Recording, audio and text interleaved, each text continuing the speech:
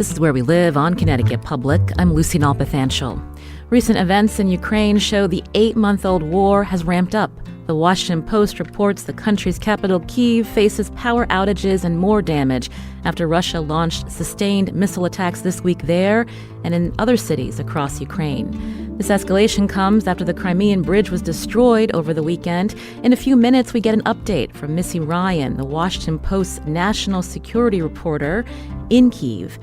And later we talk to a Connecticut native and Ukrainian American who lives in Ukraine and is helping the war effort. Later we check in with Connecticut residents who have welcomed Ukrainian refugees to our state, and we talk to one of them who has settled here. First, with us on the phone again is Missy Ryan, national security correspondent, a reporter at the Washington Post. She's currently reporting from Kyiv and is calling us from there. Missy, welcome to the show. Thank you. We know this has been an incredibly active week for the war in Ukraine. Can you update our listeners on what you're seeing and hearing today? Yeah, well, the capital, Kyiv, is once again in the center of the conflict that Ukraine is undergoing against Russia. For months, the action had been taking place in central and eastern Ukraine as Ukrainian forces tried to take back territory that had been captured by Russia, and there had been a sort of relative calm that had returned to the capital here in Kyiv, and that ended abruptly on Monday when Russia launched a huge barrage of missile strikes, some 80-some cruise missiles and all, hitting the very heart of Kyiv, which it had never done before, and then also other Ukrainian cities, and that the Kremlin said was retaliation for this explosion that hit the Crimean bridge, this key link that links Russia, mainland Russia, to Crimea over the Kerch Strait. That happened on Saturday, and while the Ukrainian government has not officially claimed responsibility for that incident, Putin blamed Ukraine's special services. And so really this marks a really significant escalation in the war and a potential turning point as, you know, you have the confluence of Russia's annexation of 4 additional oblasts or regions of Ukraine. You have Putin referencing and his aides referencing repeatedly the potential for the use of nuclear weapons.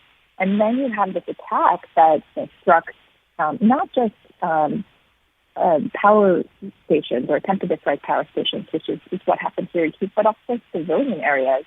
So we were down in the center of Kyiv just about 90 minutes after the first missile struck, and you could see mangled cars and burned out cars in this very busy intersection that killed a number of people as they commuted to work.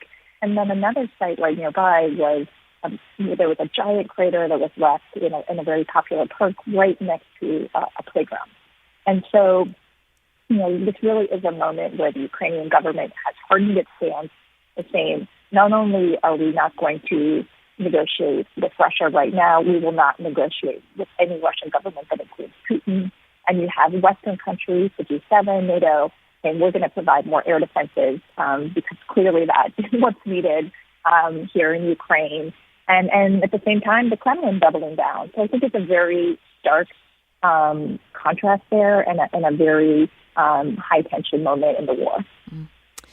At the same time, there's also been more reports of mass graves, reports of torture, and also sexual assault.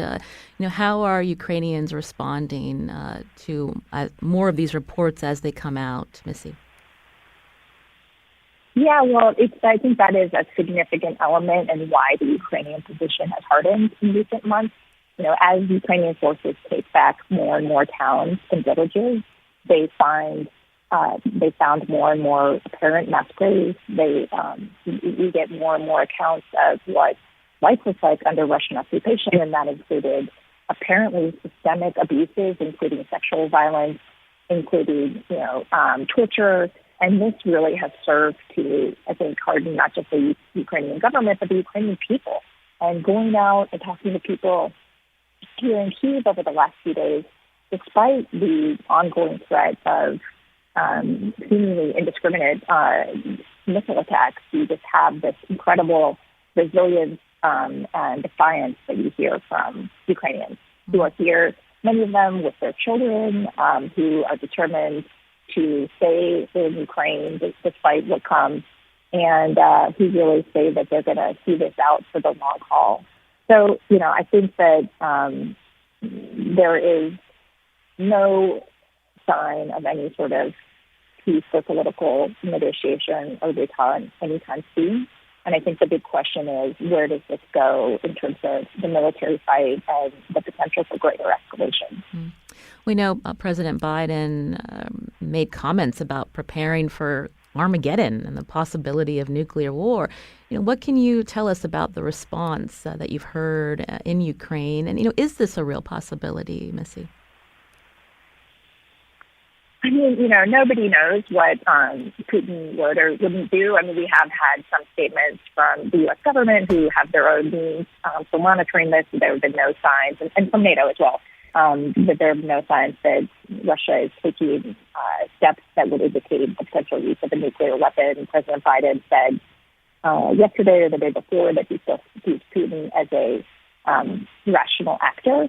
And you really have Ukrainians here kind of shrugging it off. I mean, actually, right now, as we're speaking, there is a nationwide air alert. I'm just looking at, an app that people have here on their phones, and all of Crimea, Ukraine except for Crimea is under, threat of air sirens and of air attack, and people are supposed to be taking shelter. But at the same time, I just came into my hotel and there's people out and about, people are doing their errands, walking around, very, very casual. And I think that, part of that is just that Kyiv went through a more intense series of attacks early in the war, and people are now used to it. But there's also a sense of defiance that, even though on Monday people were taking shelter, hundreds of people take shelter in metro stations and in bunkers. Just like, as this goes on, I think people also need to live their lives, and they are basically, the message that I hear from the Ukrainians who are here is that they are not going to let the war, cow them. You referenced Western countries earlier pledging delivery of anti-missile systems. Can you talk a little bit about the international support pledged so far? And is it enough to aid Ukraine as they're seeing this war escalate, Missy? I think that remains to be seen. President Zelensky said today in an address with European officials that Ukraine had 10% of what it needs in terms of air defense architecture. And there are signs that there's going to be acceleration of certain systems that are sort of in the pipeline or have been in the pipeline, including some air defense systems from the United States. There's no possibility of them getting everything they need in the near term, simply because those systems don't exist, and there isn't a surplus that countries have that they feel like they don't need for their own defenses that they can give to Ukraine. And while the U.S. government, for example, is undertaking procurement for additional air defense systems to be made, that will take months, if not years. And so there certainly is an air defense gap that will persist. And, I think it's a question of whether or not they can patch together something a little bit stronger in the near term. And then it sort of depends on what Russian tactics will be, how significant a problem that is. You've been hearing Missy Ryan here where we live. She's a national security reporter at the Washington Post, currently reporting from Kyiv, Ukraine. Missy, thank you for joining us with this update. We hope that you and your colleagues remain safe. Thanks. You're listening to Where We Live on Connecticut Public Radio. I'm Lucy Nalpathanchel. Coming up after a short break, we're going to talk to a Manchester, Connecticut native who's living in Kyiv. Now, are you part of the Ukrainian American community in our state? You can join us too. 888-720-9677. That's 888-720-WNPR, or find us on Facebook and Twitter at Where We Live.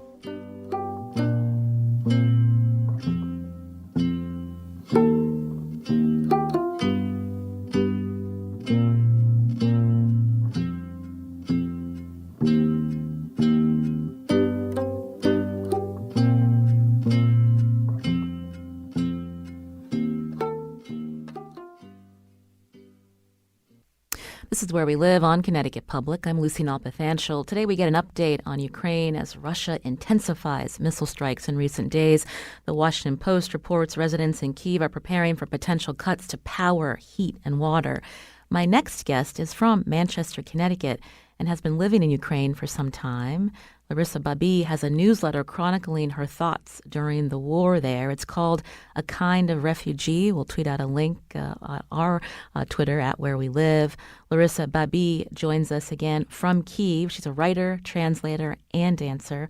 Larissa, welcome to the show. Hi, Lucy. Thanks for having me. I mentioned that you grew up in Manchester and you have Ukrainian roots. Can you tell us about that and how you found yourself living in Ukraine?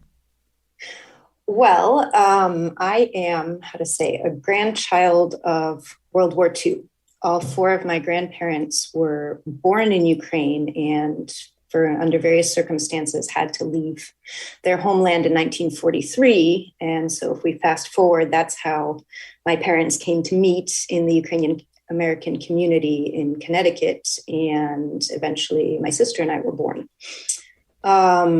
The Ukrainian diaspora, especially the post-war diaspora, because of this having to leave their beloved homeland under duress, basically were very strongly attached to their roots and really put a lot of effort into maintaining through the generations. And so even though I was born in the US, I was taught to speak Ukrainian. I went to Saturday school. I did Ukrainian folk dancing. I was part of a Ukrainian scout organization.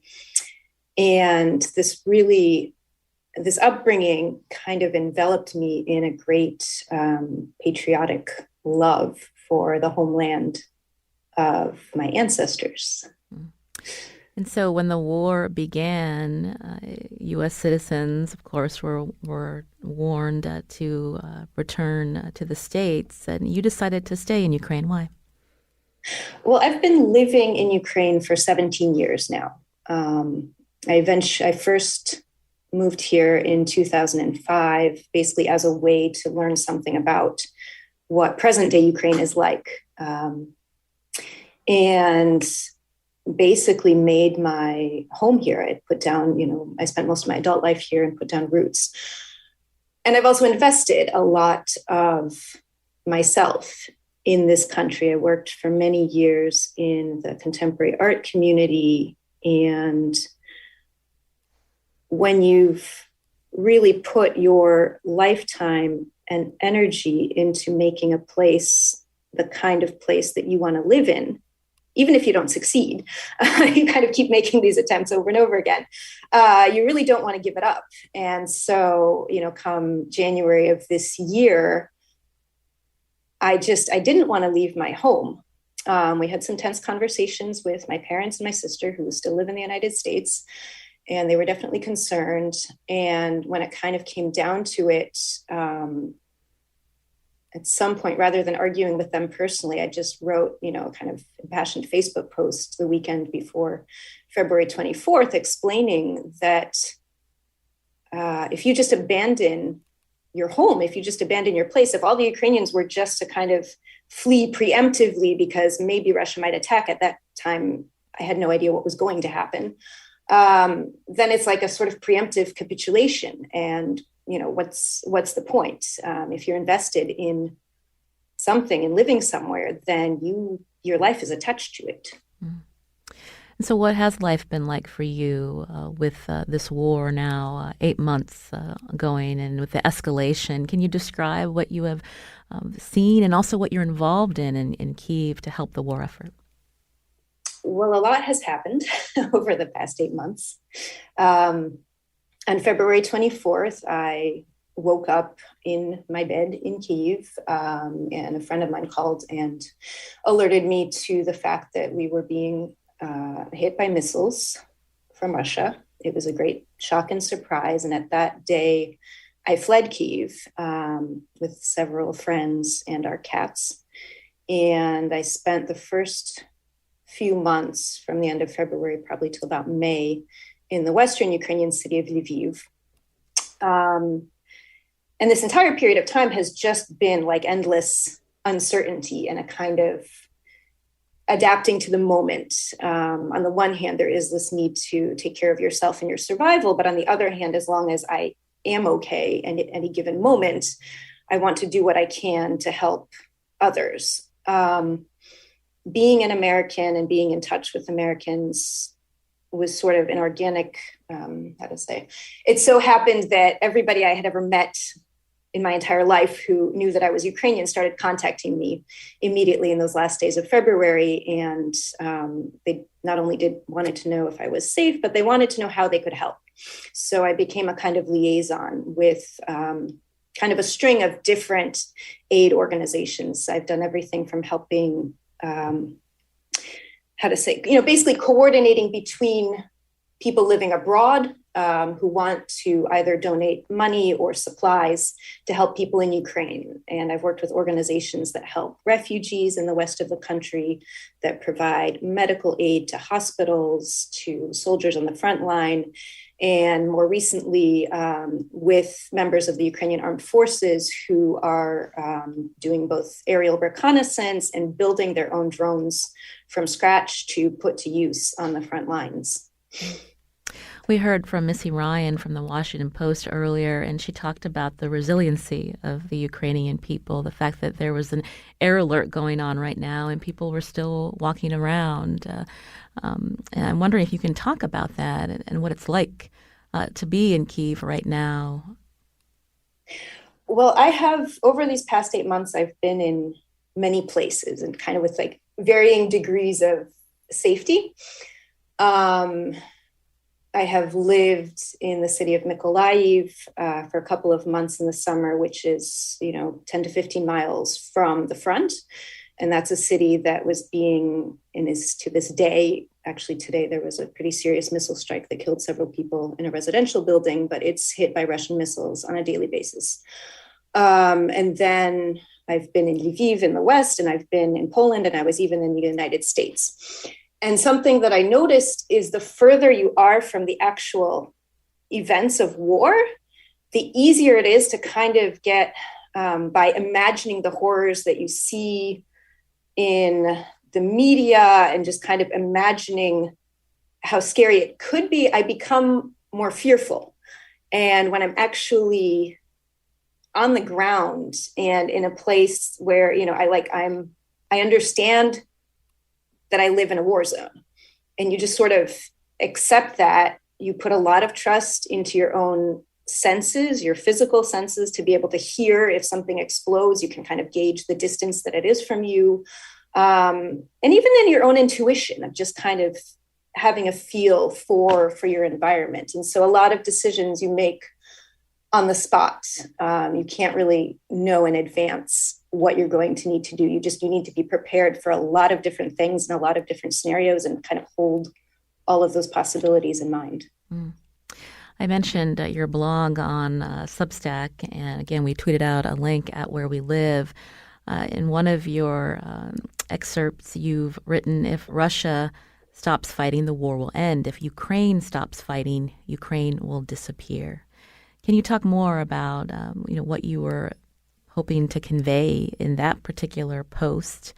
And when you see this escalation and the fact that no one knows what's going to be happening in the future, how you feel about what's happened to Ukraine and to so many who have had to leave. That's a lot of things that you just asked. It really hit home. Okay. First of all, I think the key part of this phrase is, if Ukraine stops fighting, that Ukraine will disappear. Ukraine's fight against Russian invasion is existential. It is a matter of survival at a base level, but it's really a fight to be able to live on your own land under self-governance, not as a slave. Ukraine has a history of being subsumed under different empires, including the Russian Empire, It has a 70-year history of being a part of the Soviet Union, which was kind of a self-imposed concentration camp. The Soviet Union murdered millions and millions and tens of millions of its own citizens. And what is happening right now is Ukraine's fight to stop that Soviet project, which still is basically being enacted by Russia's invasion right now, to put a limit to this endless death and destruction. And it's important to know that Russia is not going to stop fighting by itself. It's not playing by the same rules that, the club of Western democratic nations and the members of the EU states and NATO, that they demand of their partner countries. Russia is waging an expansive war of destruction, and they will do everything in their power to destroy every inch of Ukraine and keep going. So Ukraine is doing its damnedest to stop Russia, but it needs all of its partners and everybody who doesn't want this kind of evil to keep spreading. We all have to work together to stop Russia. There must be a level of frustration with, Western countries have pledged, again, support for anti-missile systems. But you mentioned the EU. When you see what, France and Germany have said in terms of what they will and will not pursue to help Ukraine, and, how is that being discussed where you are? It's something that my Ukrainian friends and I keep talking about, and we keep talking about with our Western colleagues. I had mentioned before, I worked for a long time in the contemporary art world. And so, many of my friends have contacts in France and Germany. I have many contacts in the United States. And we just, we keep having to bring this message home, that this is not some kind of, family spat between Ukraine and Russia, but throughout the world, in the US and in Europe and even in Germany, I think there's been a lot of reflection after World War II on the crimes of Nazi Germany as a totalitarian state, but far less reflection on the crimes of the Soviet Union as a totalitarian state. And that has allowed the dangers of the Soviet project, which are continuing to live both in what the Russian Federation is doing right now and even in other aspects of international discourse. Anyways, it's really important to recognize that we need to kind of come together and to keep this conversation going, because basically the fact that Western nations like Germany have pledged all of a sudden to send fancy air defenses to Ukraine very quickly is beautiful.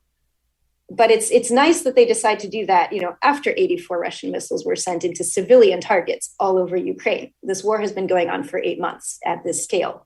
And it's just taking the West a really long time to realize that this is real.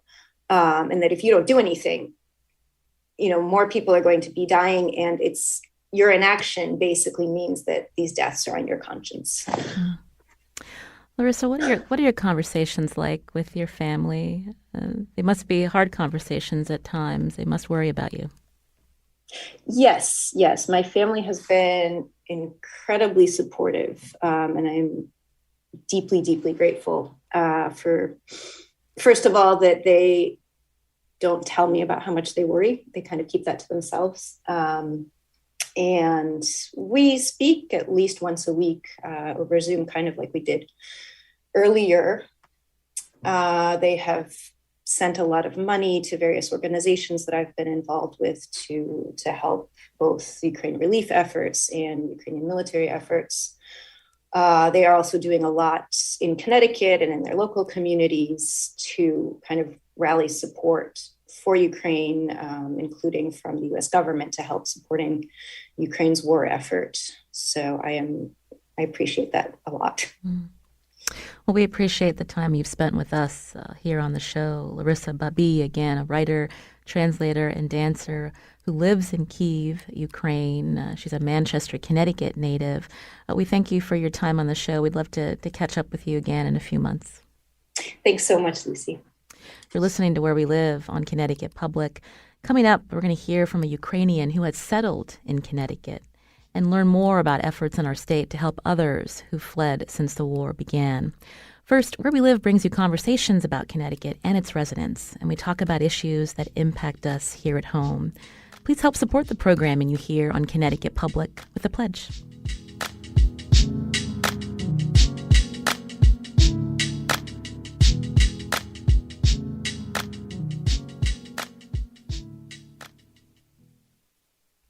This is Where We Live on Connecticut Public. I'm Lucy Opanasenko. We've been getting an update on the war in Ukraine.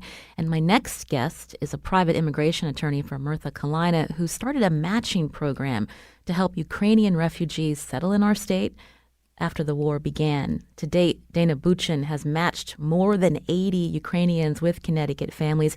You can learn more about this program at ctukraine.org. Dana Bucin is also Honorary Consul of Romania to Connecticut. She joins us now on Zoom. Dana, welcome back to the show. Hello, Lucy. Thank you for having me. So I understand you've matched, I believe, 85 Ukrainians with Connecticut families or sponsors, and most of them are now here in our state. They're either living with their local sponsor or in a house financed by a local sponsor. So tell us briefly about the families that have come here so far and the relationship that they've had now with sponsors in our state.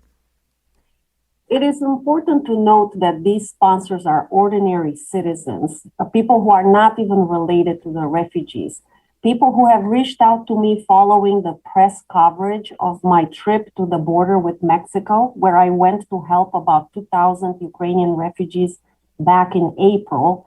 And when I came back, there was intense press coverage of the first Ukrainian refugees arriving at Bradley Airport. Following that coverage, I've been getting people like Katy, who you're going to hear from very soon, reach out to me and say, we want to open our homes to a Ukrainian family. Please tell us how we can connect with one.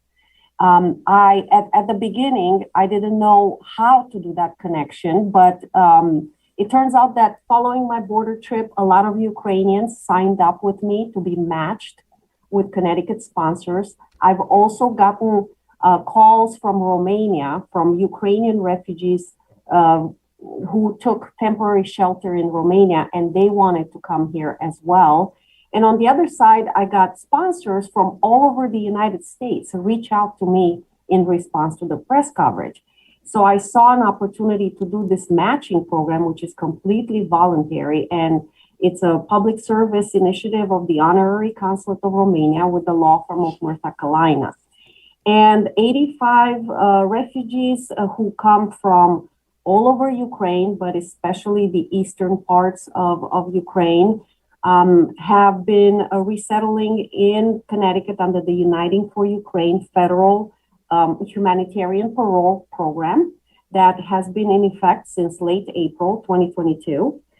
And they come with all sorts of skill sets. For example, we have a bunch of chefs, pastry chefs included, HR professionals, dental office managers, IT folks, hearing aid specialists, construction workers, artists, former cop who's now disabled, etc. So there's a mix of skill sets here.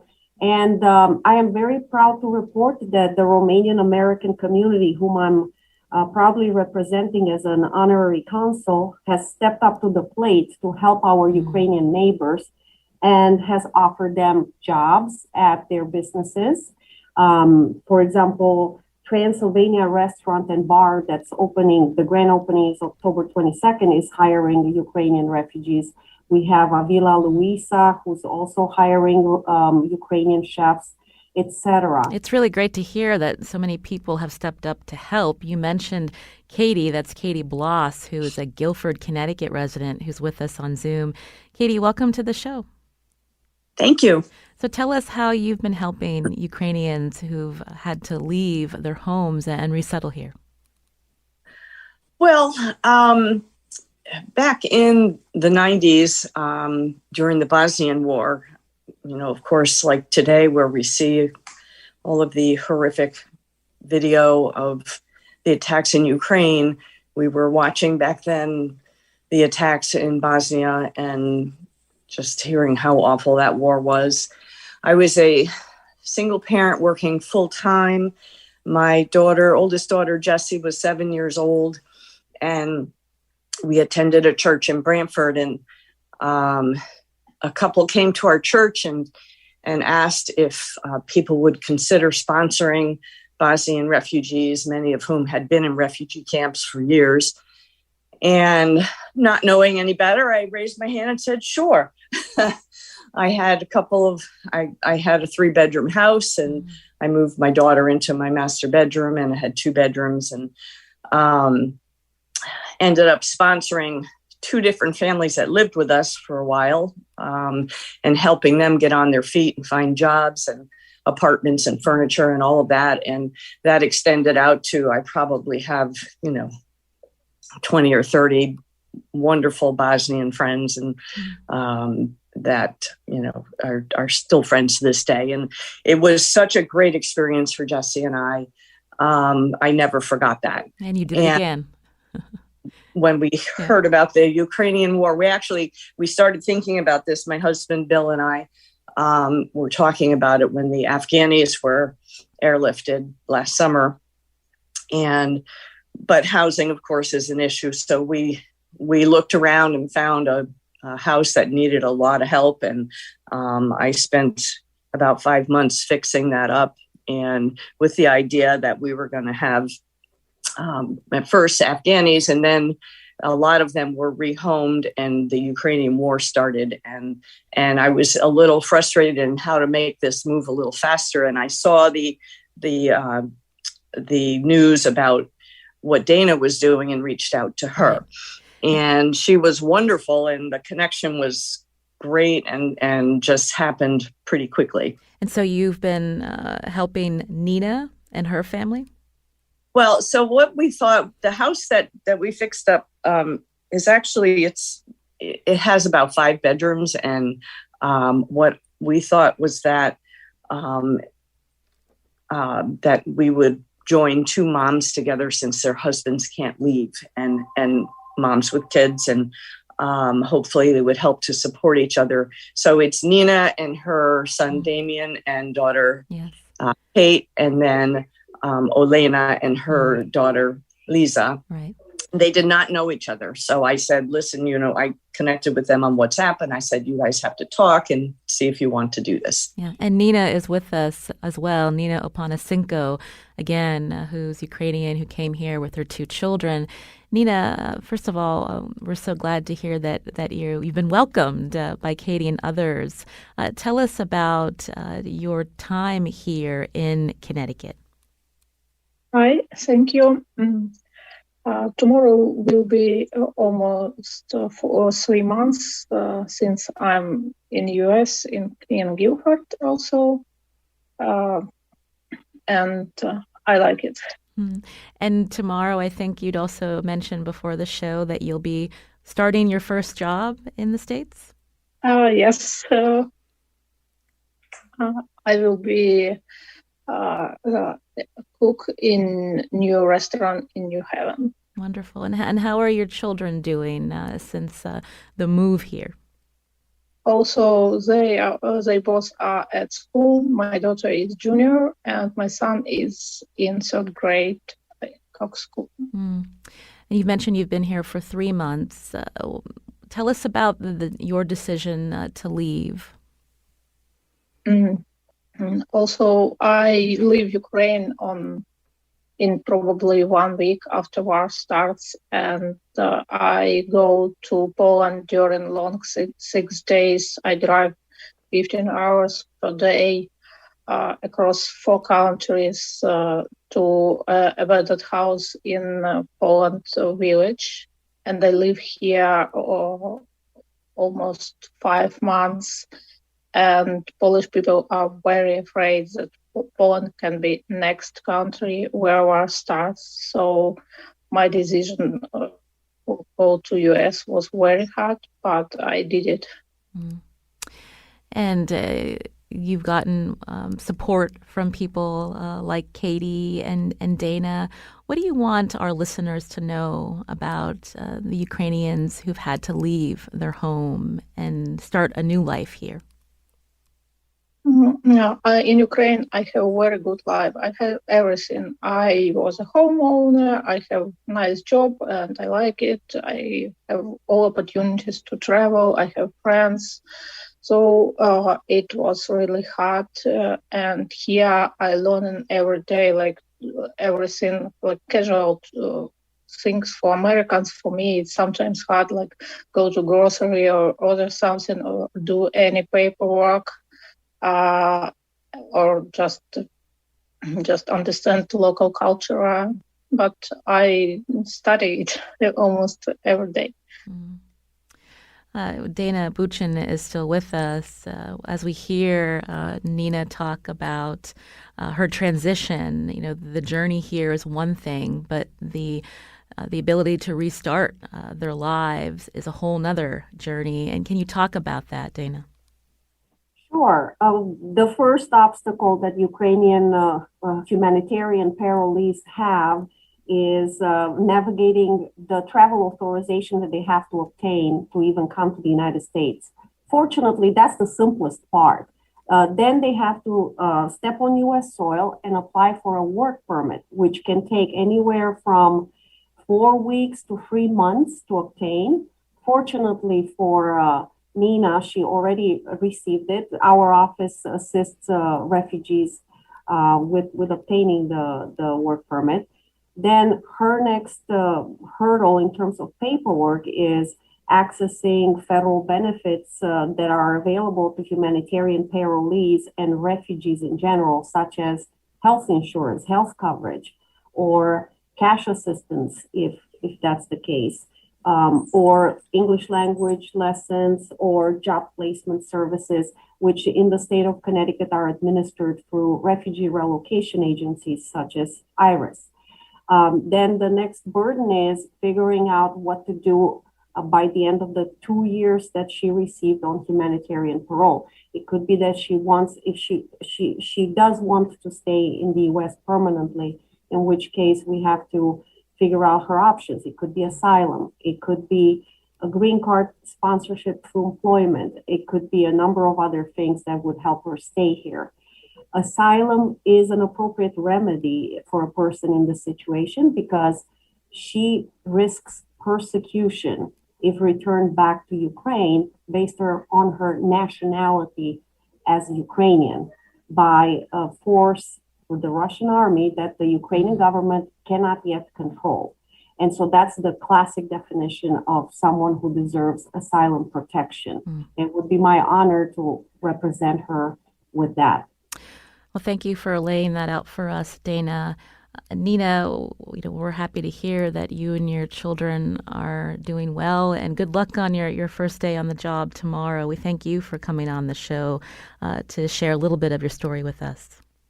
Thank you. We just have a 2 minutes left, and we want to thank Katy Bloss from Gilford, who is, again, welcoming Nina's family and another family from Ukraine to our state over the recent months. Dana, for listeners who want to learn more about how they can help, what can you tell them?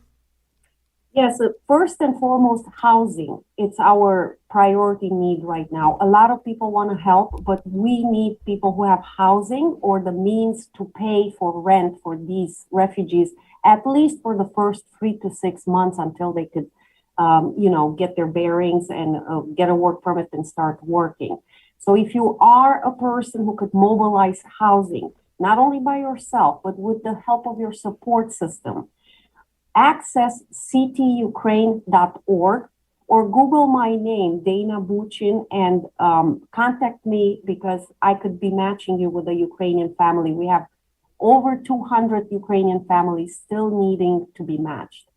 Thank you. That's Dana Bucin again, an immigration attorney at Murtha, Cullina, Honorary Consul of Romania to Connecticut, who started this matching program to help Ukrainians restart their lives here in our state. Thank you so much, Dana, for your time on the show. Thank you, Lucy. Also, again, thank you to Nina Opanasenko and Katy Bloss from Gilford. I'm Lucy Nalpathanchel. Tess Terrible produced today's show. You can support the conversations and news you hear on Where We Live and Connecticut Public with a pledge during our fall membership campaign. Here are two of my colleagues to tell you more.